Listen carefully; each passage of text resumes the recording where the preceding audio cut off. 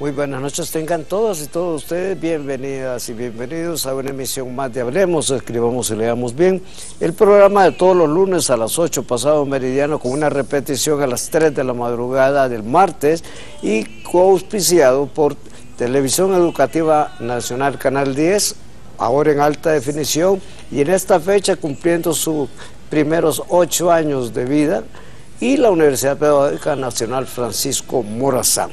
En esta noche me acompaña, como en otras anteriores, la estudiante avanzada de literatura Jenny Yamilet Sánchez Mazariegos, con quien pensamos ofrecerles a ustedes un programa de lo más ameno. Antes, unos saludos de rigor a mi exalumna Lolita Reina de Ilzaca, vieja alumna del Instituto Tegucigalpa, cuando el Instituto Tegucigalpa era de lo mejorcito en el sistema educativo privado de la ciudad, a don José Mejía, cuya gramática estoy a punto de entregarle, a Daisy Villatoro y a don Juan Manuel Ulloa en Ciguatepeque, dos buenos amigos que se deshicieron en comentarios favorables para este programa y para este comentarista, gracias a ambos, a Gabriel Méndez y a Rosario Medina también. Por mi parte, un saludo muy especial a mi madre, a mis hermanas, mis sobrinas, en especial a Adrianita Chávez, que estuvo cumpliendo 2 añitos, y a mis compañeros de literatura, Cristian, Rina y Bessie, que siempre están pendientes del programa. Muy bien, y vamos al sorteo de 3 ensayos sobre el periodo colonial de Honduras, cuyo autor ya falleció lamentablemente, Alejandro Salomón Sagastume. La respuesta a la pregunta de la noche del lunes anterior era Flor de Violación, de Álvaro Cerrato, un escritor hondureño muy poco conocido entre nuestros compatriotas. Ofrecíamos como premio el libro de Alejandro Salomón Sagastume, y voy a pedirle a Jenny extraer de la urna de siempre el número, el papelito con el número que corresponde al teléfono del ganador o la ganadora de la noche. Vamos a ver qué número es, Jenny.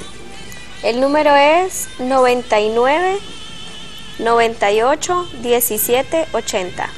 99 98 17 80. Vamos a llamarlo o llamarla, no sabemos si es varón o es hembra, para decirle cuándo y dónde puede recoger su premio correspondiente. Y hoy por hoy vamos a la pregunta de la noche con el correspondiente premio. ¿Cuál es la pregunta de la noche, Jenny? ¿Cuándo y en qué gobierno se institucionalizó el Día del Empira? Muy bien, su mensajito al 9230 les permitirán llevarse esta antología de obras trágicas griegas, incluido Esquilo, Sófocles y Eurípides, los 3 grandes trágicos griegos. Ahí está en sus pantallas el libro. Teníamos como premio para hoy las ideas acerca de la educación de José Cicero del Valle y del doctor Oscar Soriano, pero lo vamos a dar para el próximo lunes. Sin embargo, comentábamos con Jenny que el título de esta obra del doctor Soriano está mal construido, porque dice ideas acerca de la educación de José Cicero del Valle, y no se trata de hablar sobre la formación que Valle tuvo, sino que qué pensaba Valle acerca de la educación. Será el premio del próximo lunes 27. Por ahora vamos a la primera pausa en su programa de todos los lunes a las 8 pasado meridiano, con repetición a las 3 de la madrugada del día martes. No nos cambien, regresaremos en unos segundos.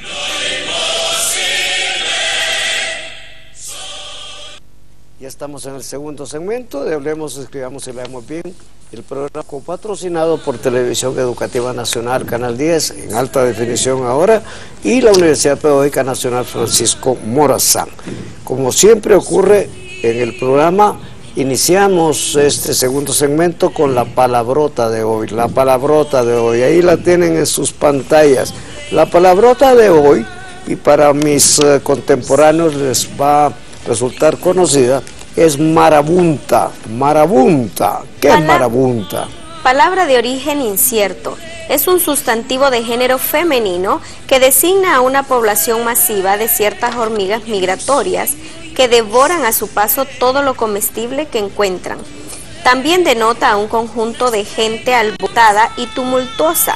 En 1954 se hizo una película con Charlton Heston y Eleanor Parker con ese tema. La recuerdo, muy interesante, porque era simplemente una invasión de hormigas salvajes en una plantación. Tras la palabrota vamos a las preguntas y respuestas de esta noche. Hay una interesante ahí de primera, inclusive me fui al diccionario para ver si aparecía y está. ¿Qué significa churute? ¿Es parte de la lengua española? Pues resulta que en la página 528 del diccionario de la lengua española dice que churute es un hondureñismo para significar un objeto de forma cónica cuyo nombre se desconoce o no quiere decirse. Eso es el churute, pero es un hondureñismo, no se utiliza en el español americano, o sea que si lo mencionamos en otros lados, Jenny, no nos lo van a entender. ¿Por qué los hondureños voceamos en vez de tutear? Tuteamos como ustedeamos, de vez en cuando, pero la norma social en el español hondureño es el voceo, y ello no es inadecuado ni impropio. Claro, para mucha gente lo ideal sería tutear, pero nosotros el paradigma pronominal no es el tuteo, sino el voceo, y lo utilizamos con suma propiedad, mucho mejor que lo que ocurre en el Cono Sur, en Argentina, en Uruguay, en el Paraguay, en el que el voceo alterna con el tuteo, no adopta una sola forma. Nosotros usamos un voceo muy interesante y gradual, porque ya usted lo sabe, primero ustedeamos, luego un poquito más de confianza tuteamos, y al final, cuando ya la confianza es muy abierta, voceamos con suma adecuación. Continuamos. Dicen que en la Universidad Pedagógica Nacional Francisco Morazán, usted tiene en 100 años de soledad como factor básico de evaluación. ¿Por qué es que esa novela fuera de lo común? Bueno, esa pregunta se la voy a robar yo a usted, porque yo soy fanático de 100 años de soledad. La he leído incontables veces y cada vez que la leo encuentro algo distinto en la novela. Es una novela que viene a constituir el Quijote actual, el Quijote moderno. Desde el Quijote no se escribió una novela totalizadora como esa de Gabriel García Márquez del 67. Hay gente que todavía no llega a la novela, estoy hablando del 67, hace 40 años. Es una epopeya que incluye, es, si se quiere, una historia de la cultura del pueblo latinoamericano, desde la etapa arcádica, con los José Arcadios y Arcadios, hasta su destrucción por un viento bíblico. Tiene todas las etapas de la historia humana, incluso hay un diluvio, la fiebre del insomnio, la fiebre del olvido, usted la conoce muy bien la novela.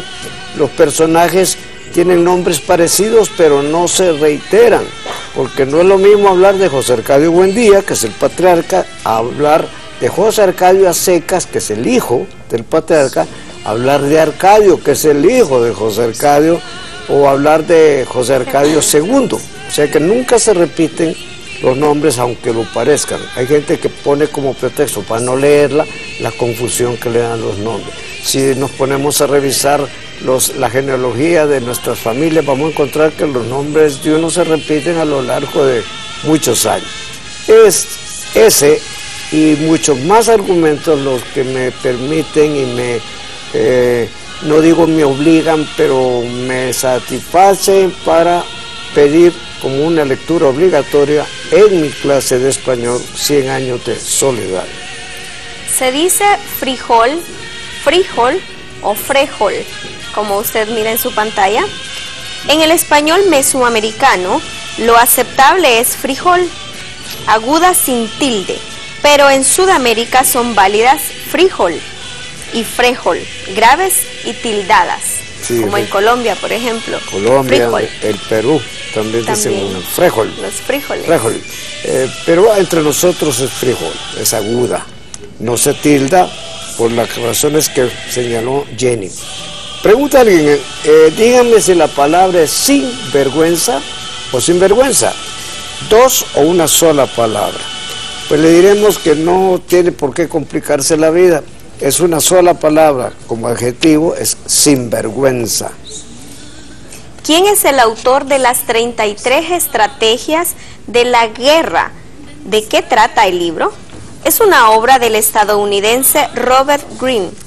El texto plantea la vida como una guerra y sugiere estrategias y tácticas para triunfar en lo cotidiano. Es un libro que ha tenido mucho éxito.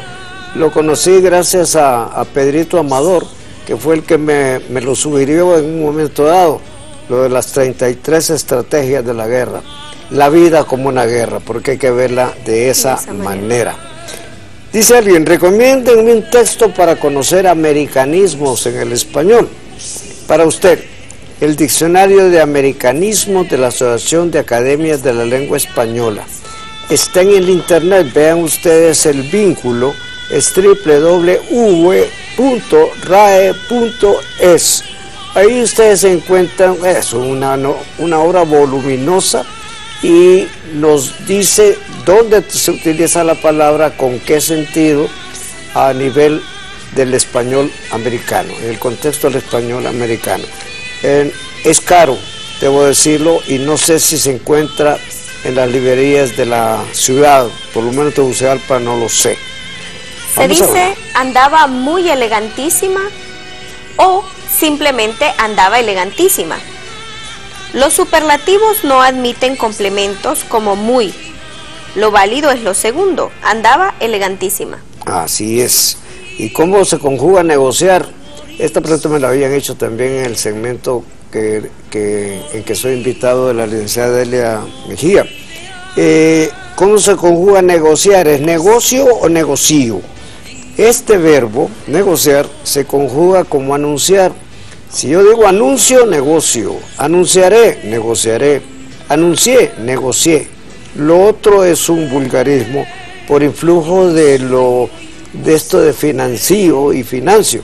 Financio es lo apropiado, pero financio ha logrado coexistir con el otro. Pero en el caso de negociar, no. Negociar siempre todavía se conjuga como anunciar. Esta me gusta mucho. ¿Qué significa huechos? La palabra huechos. En Honduras, El Salvador y Guatemala es un eufemismo para significar negación o disconformidad con algo. Claro, es eso, es eufemismo, una forma grata de decir lo otro, como cuando decimos pucha, puchica, por no utilizar la palabrota en este caso. ¿Cuál es el tema de la mejor limosna? Cuento de Froilán Turcios. El tema es la eutanasia, es decir, la muerte por compasión. Yo creo que usted conoce el cuento, sí, del leproso que vaga escarnecido por jaurías de crueles muchachos y que en un momento dado el clima cambia y va a tocar la puerta del Manco Mena, que ha purgado su 20º asesinato. El Manco Mena, manco de la izquierda, y lo sabemos porque cuando el leproso golpea la puerta y él abre con el revólver en la diestra, por lo tanto lo que le falta es la izquierda. Y el leproso le dice, tengo hambre, me muero de hambre, y le insiste. Entonces el manco lo tiende muerto de un tiro, porque sobrehumana piedad le asaltó el corazón, lo mata y le dice, esta es la mejor limosna que puedo darte. Es la muerte por compasión, es decir, la eutanasia. ¿Qué es lo adecuado? ¿En derredor o alrededor?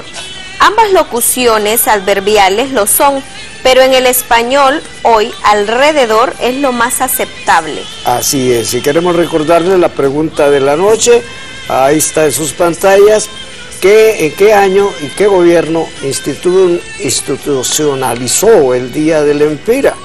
¿Cuál es el premio, Jenny? Tragedias griegas. Ahí está. De Sófocles, Esquilo y de Eurípides, los tres grandes. Vamos ya a este tercer segmento de Hablemos, Escribamos y Leamos Bien, el programa copatrocinado por Televisión Educativa Nacional Canal 10, en alta definición y cumpliendo en esta fecha, el 20 de julio, Día de la Hondureñidad, Día del Empira, su octavo aniversario desde la creación hace 8 años precisamente. Hay algo que quiero explicarles, y es que hemos tratado de mantener con el canal una relación de lo más estrecha. Hay que dejar señalado que esto es un voluntariado, es decir, que quienes participamos en varios de los programas certificados por nosotros somos gente voluntaria. El canal nos ha abierto las puertas y nosotros aprovechamos esa apertura durante todo este tiempo. Y el programa, el nuestro, cumplió en febrero los primeros 7 años, o sea que vamos detrás del aniversario del canal. Eso lo digo para interés de todo el mundo.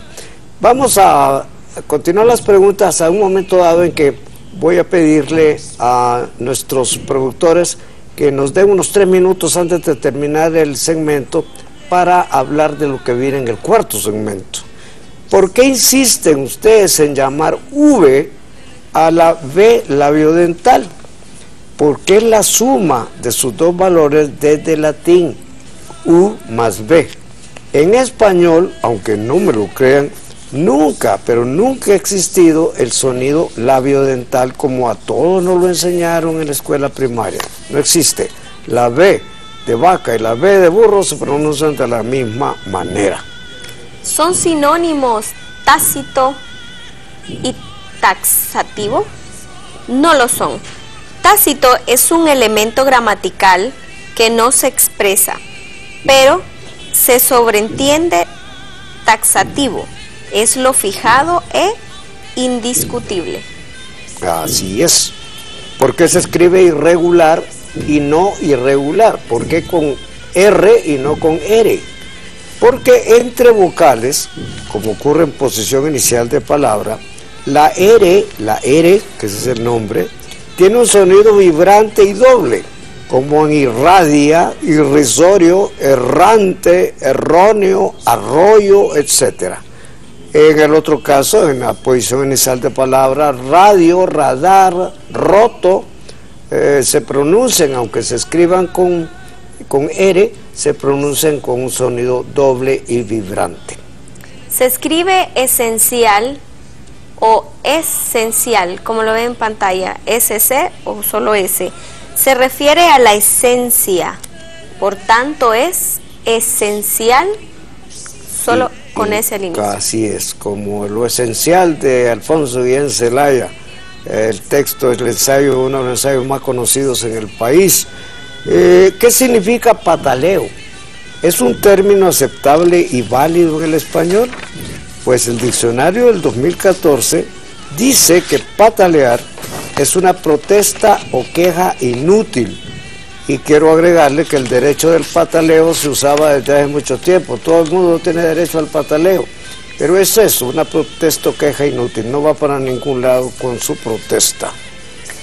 Siempre, porfa, caballo, como lo ve en su pantalla, ¿son admisibles en nuestra lengua? No. En el español culto. En el español culto, no. Se trata de una jerga cibernética que, si bien comunica, carece de cualquier formalidad y trascendencia. Así es, y yo le comentaba fuera de las cámaras que esto es un asunto de ahorro de tiempo, ahorro de saldo, sobre todo en los mensajitos, en el mensajeo telefónico de hoy. Esto no implica que pueda utilizarse en el lenguaje escrito, puede usarse en el lenguaje oral, pero no en el escrito. Y yo le contaba a Jenny que cuando yo paso entre dos personas, y lo he dicho muchas veces, yo no les digo con el amable permiso de vuesas mercedes, yo les digo comper, y ellos me responden pase, propio, de manera porque me entienden. Claro que no voy a cometer la sandez de escribirlo en un texto formal. Hay una buena y recomendable novela hondureña que valga la pena leer últimamente. Sí hay una que le he recomendado, incluso una vez lo tuve como premio del programa. Búsquese en las librerías El viento que sopla los carbones apagados del amor, de Jorge Medina García. Es un texto estupendo, con un título barroco como aquel de la Cándida Heréndira, es su abuela desalmada, pero es una buena novela y ganadora de un premio a nivel centroamericano. Jorge Medina García. Es cierto que las academias de la lengua española acepta ahora casimente, mesmamente y aperturar. Las tres expresiones son lamentables vulgarismos, términos incultos que jamás aceptarán las academias ni los hablantes esmerados. No por mientras nosotros vivamos, dicho sea de paso, porque las academias todas rechazan expresiones de ese tipo. Se dice que la advertencia del desembarco de los aliados el 6 de junio del 44 en Normandía fueron unos versos del poeta francés Paul Verlaine, que por cierto murió en una fecha como la de hoy. Sí, es totalmente cierto. La BBC transmitió los primeros versos de Canción de Otoño de este poeta simbolista, dirigidos los primeros versos a los maquis, que era la guerrilla francesa antialemana, para advertirles que el desembarco iba como lo esperaban en Normandía y en esa fecha. Es una historia muy interesante, la del día de, yo nací unos días después, o sea que hoy de la Segunda Guerra Mundial, dicho sea de paso. Es me plugo o me plació. Lo esmerado y fino es plugo, pero desapareció desde hace casi 100 años. Diga, me plació o me complació. Y antes de ir a una, no digo pausa, pero antes de hacer un comentario sobre el video del cuarto segmento, quiero responder esta pregunta. ¿Es el 20 de julio un día del Empira o el día de la hondureñidad? Ambas.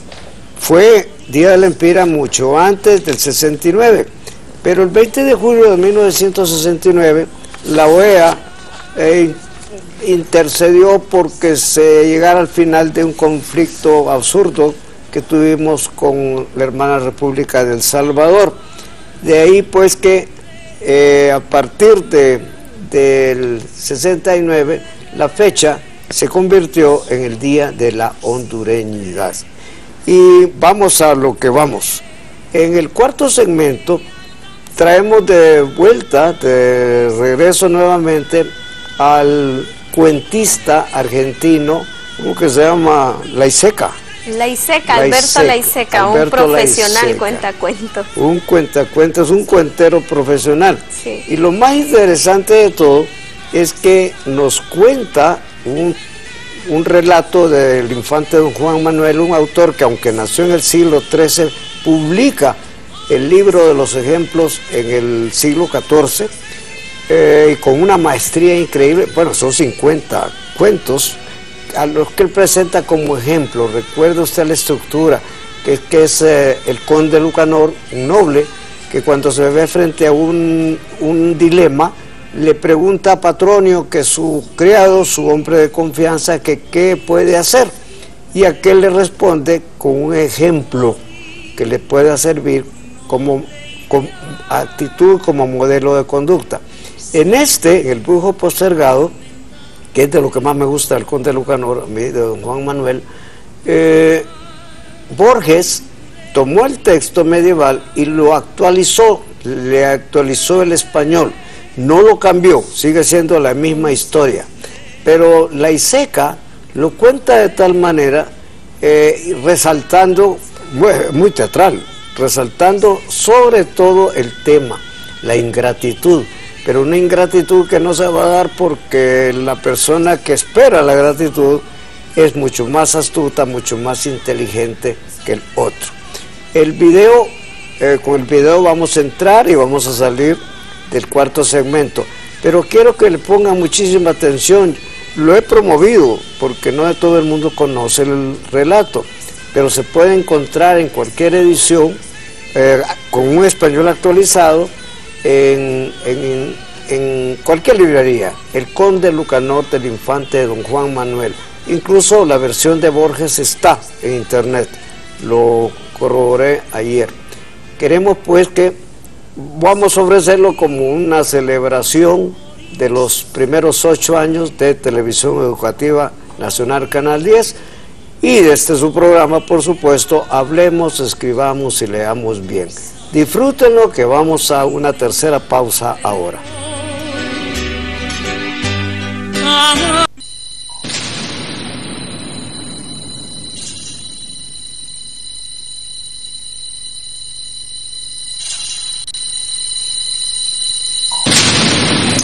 El cuento de esta noche se llama El brujo postergado y es del infante don Juan Manuel, príncipe de la sangre español, siglo XIII. En Santiago de Compostela había un deán que por aquel entonces era un cargo bastante subordinado dentro de la iglesia, un deán que tenía interés en aprender las artes mágicas, la nigromancia. Oyó decir que don Illán de Toledo era el que más sabía de estas cosas, eso se puso en camino hacia Toledo. No bien llegó, fue derechito a la casa de don Illán y lo encontró al hombre en un cuarto profundo de su casa, en penumbra, y estaba manejando don Illán un aparato de extraña factura.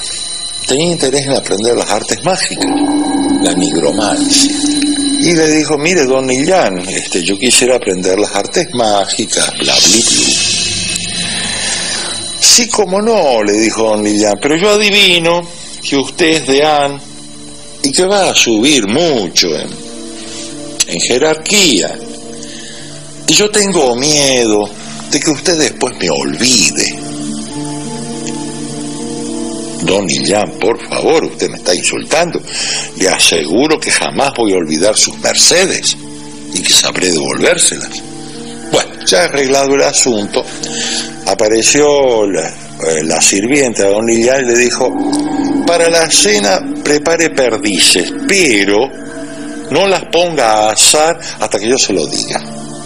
Muy bien, don Illán, dijo la sirvienta y se fue.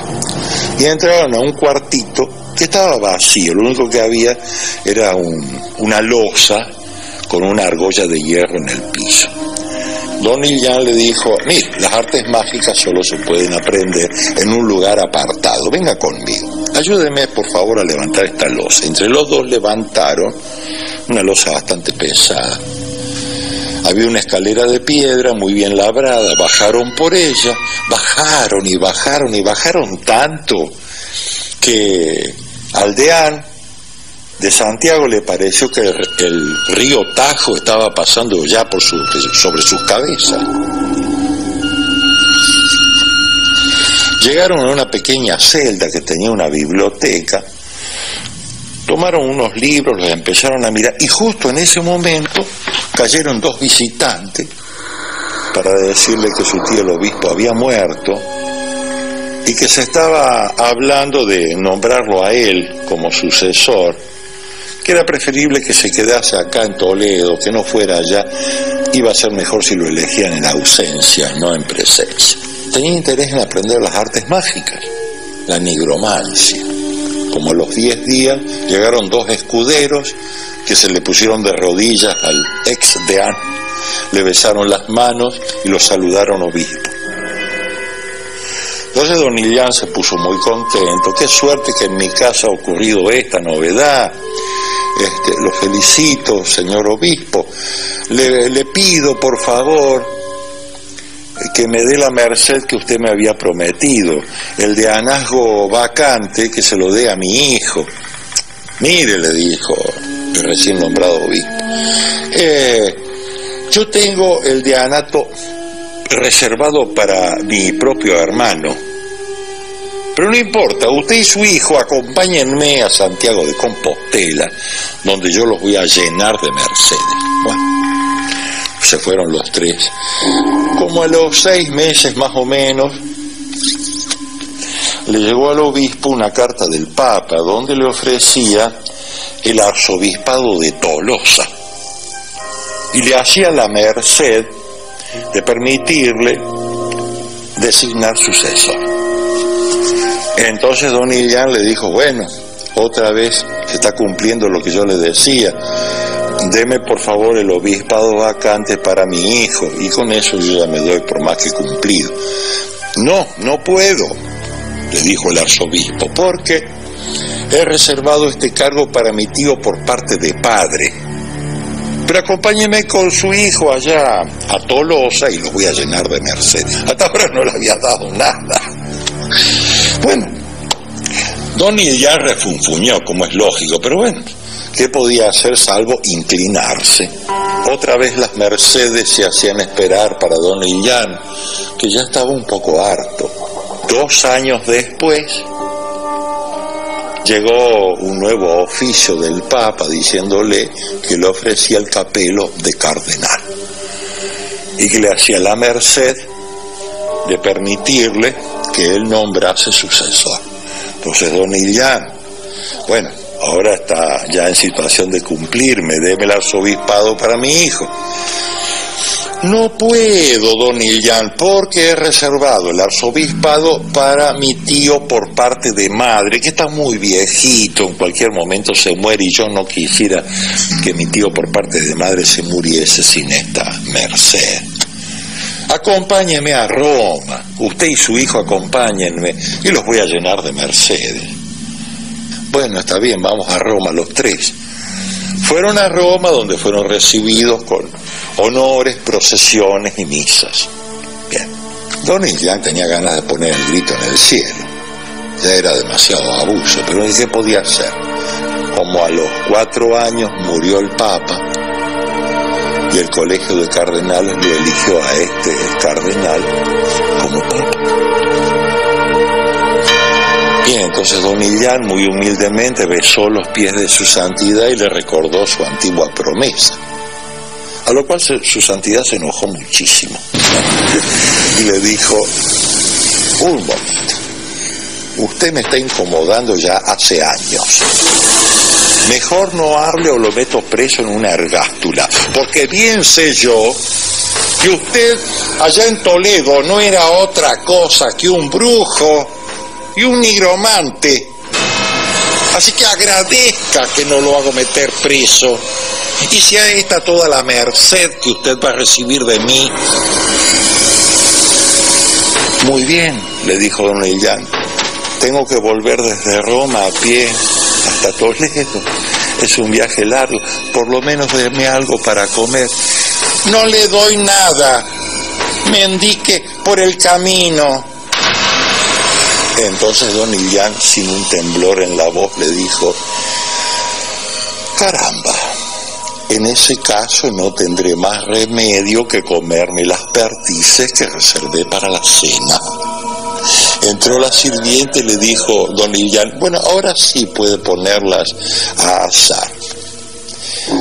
Y el supuesto Papa se encontró que estaba en Toledo, de donde nunca se había movido, porque don Illán lo había sometido a un sueño mágico para probarlo. Encontró que era solamente de Andes Santiago, y tan avergonzado de su ingratitud que no sabía cómo pedirle perdón a don Illán. Don Illán le dijo, no se preocupe, con esta prueba es más que suficiente. Permítame que lo acompañe a la salida. Eso sí, le voy a negar su parte de las perdices. Que tenga muy buen viaje. El brujo postergado, infante don Juan Manuel, príncipe de la sangre español, siglo XIII. Y continuamos. Afortunadamente, para ustedes y para nosotros, logramos ver el brujo postergado del infante don Juan Manuel, remozado por Gabriel Borges y contado por este cuentero de primera línea argentino. Y continuamos con las preguntas y respuestas, no sin antes recordarle la pregunta de la noche que inquieta a alguien cuando nos preguntan ¿cuándo y en qué gobierno se institucionalizó el Día del Empira? Muy bien, todos sus mensajitos al 9230 les permitirán llevarse esta antología de tragedias griegas en las que están los 3 grandes, Esquilo, Sófocles y Eurípides. Ahí la tienen en pantallas. envíen sus mensajitos y se lo llevan a casa el próximo lunes. Y continuamos con las preguntas y respuestas. A ver hasta dónde llegamos, Jenny. ¿Qué significa el término pericuaco en nuestro español? La palabra surgió entre la famosa contra y en Nicaragua como despectivo y para referirse a los soldados sandinistas años atrás, pericuacos. Así les decía despectivamente, lo de la contra, que estaba financiado, y ustedes lo saben por quiénes, para hacer la vida imposible a los sandinistas, piricuacos, los piricuacos. Vamos a una pregunta más. ¿Podrían explicarme a ambos quién fue Madame Pompadour? ¿Qué relación tiene con la cultura universal? Pues en primer lugar les diremos que fue una célebre amante de un rey francés también célebre. Me refiero a Luis XV, Madame Pompadour. Se llamaba Jeanne Antoinette Poisson y era duquesa marquesa de Pompadour, conocida a secas como Madame Pompadour. ¿Qué podemos hablar de ella? Nace en 1721, si no me equivoco. Sí. Muere un 15 de abril de 1764, fue una famosa cortesana francesa, como usted anteriormente dijo, la amante del rey Luis XV, y una de las principales promotoras de la cultura durante el reinado de dicho rey, de Luis XV. Sí, murió joven, murió a los 42 años, inclusive la conocemos como usted lo señalaba, como la cortesana, la amante del rey, que tuvo varias amantes, pero lo curioso de la Madame Pompadour era lo que señalaba Jenny, fue una promotora de la cultura, fue una mecenas para muchos artistas, consintió a los enciclopedistas, a D'Alembert y el resto. Su casa era una casa, varios de sus palacios o castillos, uno de ellos es lo que soy el Palacio el Palacio Elíseo, que es donde está la presidencia de Francia. Eran lugares de tertulia, donde se comentaba todo un poco. ¿Qué más podemos hablar de ella? Bueno, pues amante de las letras y de la cultura. Le encantaba el champán, institucionalizó el champán como una bebida de cierto caché, de cierta aristocracia, dentro de la corte de Luis XV. Y hay que recordar que la famosa frase que después de mí el diluvio, que se la atribuyen a él, es en realidad obra de ella. Ella fue la que la patentó. Se dice, no me lo tomen en serio, que la copa de champán que hoy se utiliza para ello fue modelada con el busto de Madame Pompadour, que era casi perfecto. Eso es lo que podemos hablar de Madame Pompadour, pero sobre ella se han escrito legajos enormes. Hay información en las redes sobre ella. Una más. Una más. ¿Qué es lo adecuado? ¿Honduras se dignó de recibir al Papa Juan Pablo II u Honduras se honró de recibir al Papa Juan Pablo II? Lo oculto es lo segundo. Dignarse y honrarse tienen distintos significados. En el español americano rige la preposición en. O sea que Honduras se honró se honró y no se dignó, se honró en recibir a Juan Pablo II, cuyo nombre lleva el bulevar famoso al que ya mencionamos. ¿Es con relación a o en relación con? Ambas locuciones son válidas.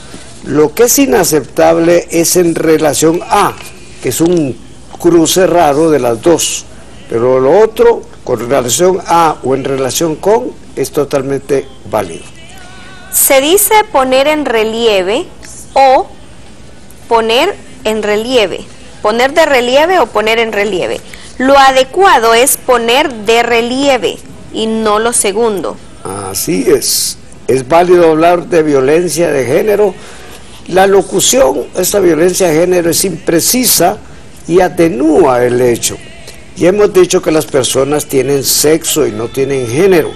Es preferible hablar de violencia doméstica o de violencia machista o de violencia por razón de sexo y otras más adecuadas. Pero eso de violencia de género no dice nada realmente. ¿Es adecuado al escribir un correo electrónico comenzar con un buenos días o buenas noches? Es adecuado pero desaconsejable por el cambio de uso horario entre remitente y destinatario. Sí, yo tengo una amiga que vive en Melbourne, Australia, y ve el programa 16 horas después. Entonces, si nosotros decimos muy buenas noches, cuando está al mediodía ya, entonces se oye un poquito raro.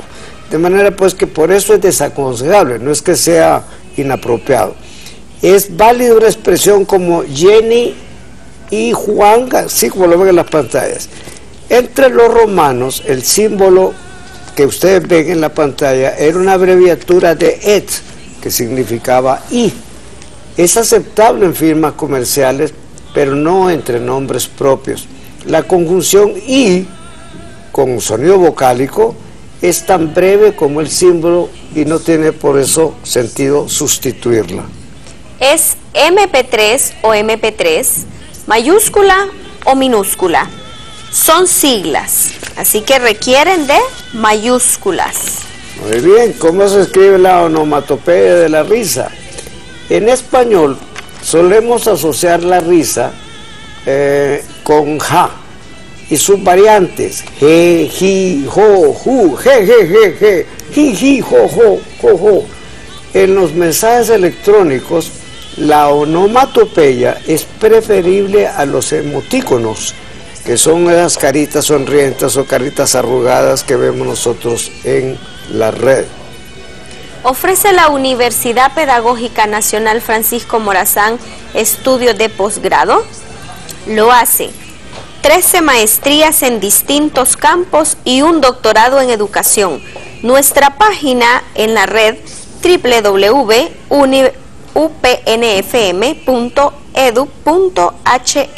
Ahí lo pueden encontrar, ahí pueden encontrar ustedes información sobre la duración de las maestrías. Y ya lo dijo usted, son 13 maestrías distintas, incluso hay una maestría en género y desarrollo. Y ahora, ¿cómo hago para cambiarle? Cuando ya lo aprobó Educación Superior. Pero ellos tienen también allá en Educación Superior y en la Universidad Nacional Autónoma más de un posgrado en género. En este caso, lo señalaba usted muy bien, somos la única universidad en el país que ofrece un doctorado en educación. En el área centroamericana, únicamente la Universidad de Costa Rica, que es la oficial, ofrece también otro doctorado. Ya tenemos nosotros, creo, si no me equivoco, unas 2 promociones del doctorado en educación. Es particularmente interesante para docentes de carrera, pero no necesariamente tiene que haber sido docente para cursarlo. Tiene sus propios requisitos, sus propias equivalencias, pero no está de más que pueden ustedes acudir a la Universidad Pedagógica para consultar con la dirección de posgrado las condiciones y la oferta académica o el ofrecimiento académico, porque no es oferta, la oferta tiene que ver con el comercio. La oferta, un producto a bajo precio es una oferta, pero cuando hablamos de ofrecimiento académico, ofrecimiento es el término apropiado. Creo que vamos llegando al final de Hablemos, Escribamos y Leamos Bien, correspondientes a esta fecha en que Televisión Educativa Nacional, Canal 10, nuestra anfitriona, celebra sus primeros 8 años de existencia educando al país, así como lo hacemos nosotros en la Universidad Pedagógica, porque estamos convencidos de que educar es transformar. Las más infinitas gracias por permitirnos entrar en sus hogares. Esperamos tenerlos el próximo lunes y queremos repetirlo. Muy buenas noches. Buenas noches.